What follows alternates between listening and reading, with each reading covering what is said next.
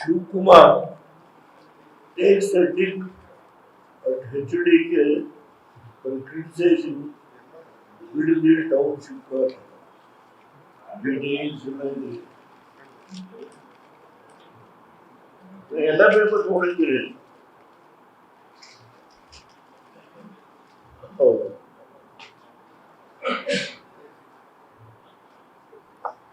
1994ರಲ್ಲಿ ನಾನು ರಾಮನಗರದಲ್ಲಿ ಗೆದ್ದು ಈ ರಾಜ್ಯದ ಮುಖ್ಯಮಂತ್ರಿ ಆದೆ.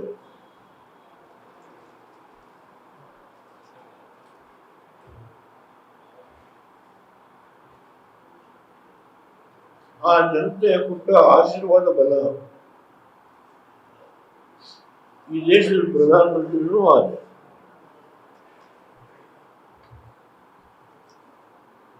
ನಾನು ಆ ರಾಮನಗರಕ್ಕೆ ಏನ್ ಮಾಡಿದ್ದಾರೆ,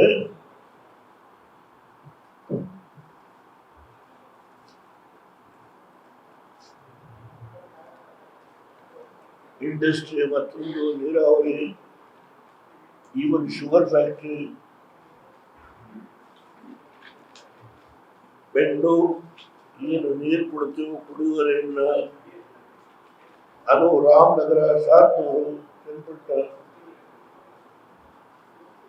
ಈ ಎಲ್ಲ ಟೌನ್ನಲ್ಲಿ ಕುಡಿಯುವುದು ತಿಮ್ಮೇಗೌಡ ಅಂತ ಹೇಳುವ ಶುಗರ್ ಫ್ಯಾಕ್ಟರಿ ಜ್ಞಾಪಕ ಇದೆ. ಇದೆಲ್ಲ ಮಾಡಿದೆ ನಾನು. ಅನೇಕ ಸೇತುವೆಗಳು, ರಸ್ತೆಗಳು, ಅವೆಲ್ಲ ಪ್ರಶ್ನೆಗಳ. ಈಗ ಬಹಳ ಮುಖ್ಯವಾಗಿ ನನ್ನ ಮುಂದೆ ಇರ್ತಕ್ಕಂಥ ಸಮಸ್ಯೆ, ಕುಮಾರಸ್ವಾಮಿ ಬೆಂಗಳೂರು ಅತ್ಯಂತ ಹೆಚ್ಚು ವಾಹನಗಳ ದಟ್ಟಣೆ, ಜನಸಂಖ್ಯೆಯ ದಟ್ಟಣೆ, ಇದನ್ನ ಸ್ವಲ್ಪ ಸಡಿಲಗೊಳಿಸಬೇಕು ಅಂತ ಹೇಳಿ 5 ಟೌನ್ಶಿಪ್ ಮಾಡಬೇಕು ಅಂತ ತೀರ್ಮಾನ ಮಾಡಿದ್ರು. 5 ಕೊಡಪ್ಪ, ಕೈ ಕೊಟ್ಕೊಳ್ಳಿ.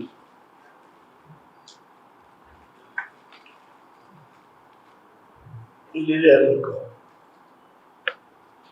ಇದನ್ನ proceedings in the government of Karnataka 2006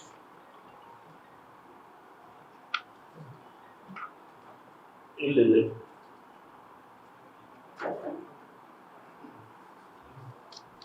township ಯಾವುದು? ಮಾಗಡಿ, ನಂದಗುಡಿ, ಹೊಸಕೋಟೆ ಹತ್ರ, ಆಮೇಲೆ ಕಸ್ಬಾ ಕಡೆ ರಾಮನಗರ ತಾಲೂಕ್, ಬಿಡದಿ ರಾಮನಗರ ತಾಲೂಕ್,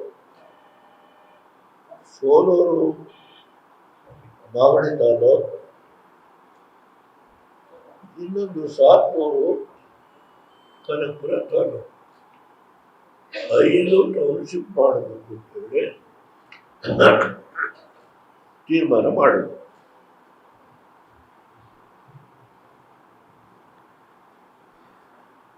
ಅದಕ್ಕೆ ಒಂದು ಕಂಪನಿಯವರು 400 ಕೋಟಿ ಡಿಪಾಸಿಟ್ ಮಾಡಿದ್ದು ರಾಮನಗರಕ್ಕೆ, ಬಿರುಡಿಗೆ ವಿಶೇಷವಾಗಿ ಒಂದು ಪ್ರಾಜೆಕ್ಟ್ ಇಂದ ಪ್ರಪೋಸಲ್ ಇತ್ತು.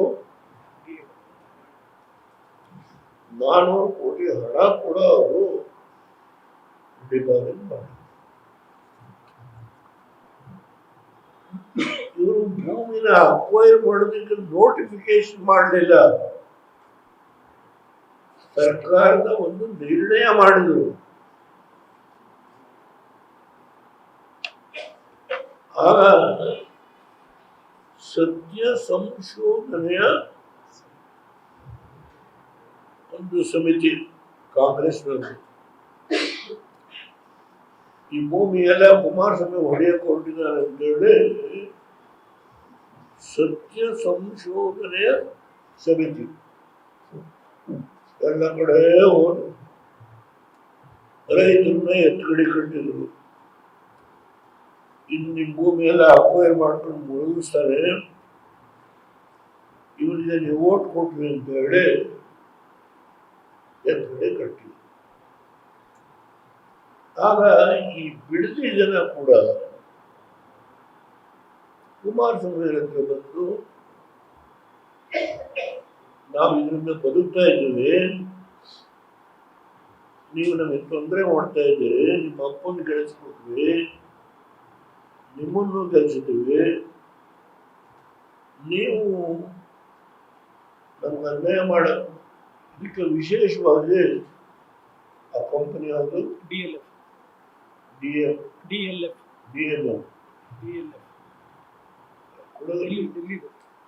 ಅನೌನ್ಸ್ ಮಾಡೋದು ಸರಿಯಾಗಿ ಅನೌನ್ಸ್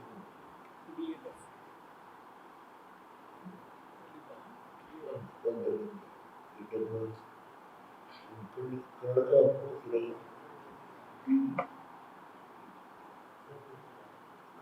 ಅನೌನ್ಸ್ ಮಾಡೋದು ನಾನು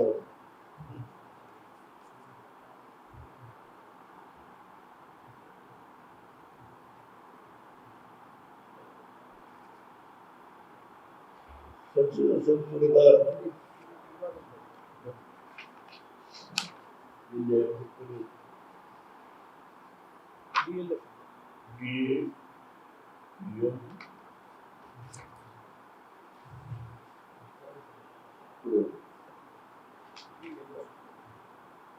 DLF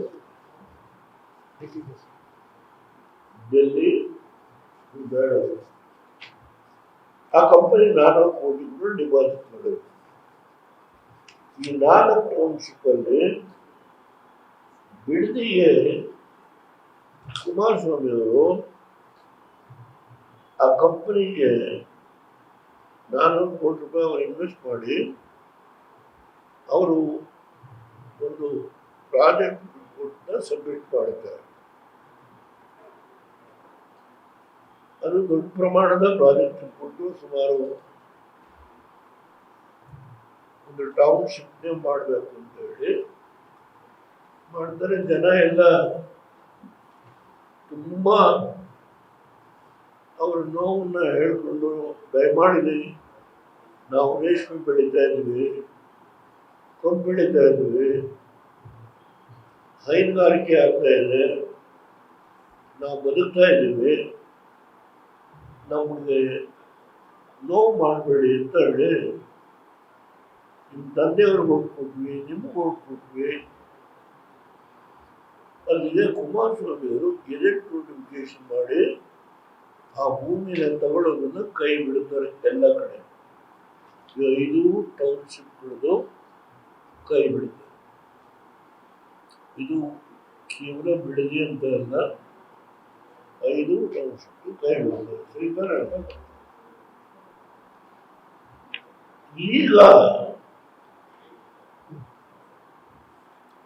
ಹೊಸ ಯೋಜನೆಗಳು,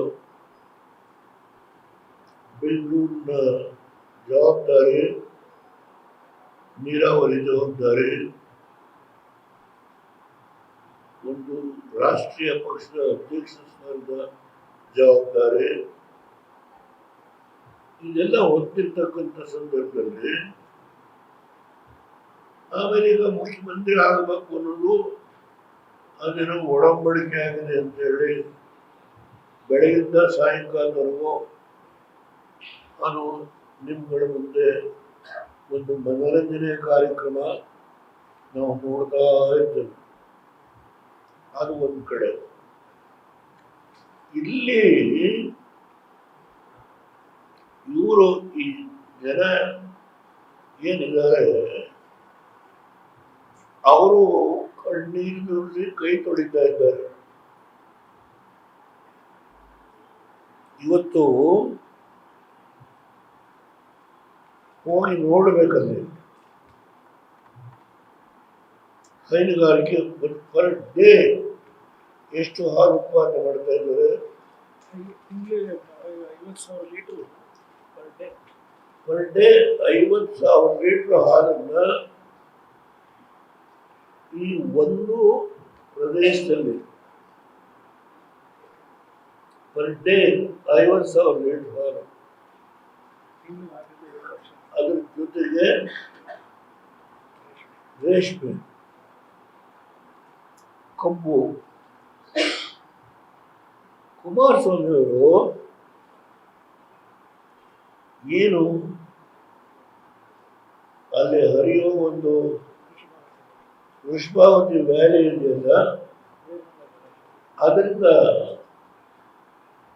ಈ ಎಲ್ಲ ಹಳ್ಳಿಗಳಿಗೆ ನೀರು ಕೊಡ್ತಕ್ಕಂಥದ್ದಕ್ಕೆ 2,000 ಕೋಟಿ, 250 ಕೋಟಿ. ಆ ಕಾಲದಲ್ಲಿ 2006-2007 ಪ್ರತಿ ಹಳ್ಳಿಗೆ ನೀರು ಕೊಟ್ಟಿದ್ದಾರೆ. ಈ ಗ್ರಾಮಗಳಿಗೆ ಆನಂದವಾಗಿ ಬೆಳೀತಾ ಇದ್ದಾರೆ. ಇದನ್ನ ಅಕ್ವೈರ್ ಮಾಡಬೇಕು ಅನ್ನೋದು ನಮ್ಮ ಈ ರಾಷ್ಟ್ರದ ರಾಜಕೀಯ ಪಕ್ಷದ ಜನ ಅಧ್ಯಕ್ಷರು, ಬೆಂಗಳೂರಿನ ಅಭಿವೃದ್ಧಿಯ ಜವಾಬ್ದಾರಿ, ನೀರಾವರಿಯ ಜವಾಬ್ದಾರಿ ಹೊಂದಿರಬೇಕು.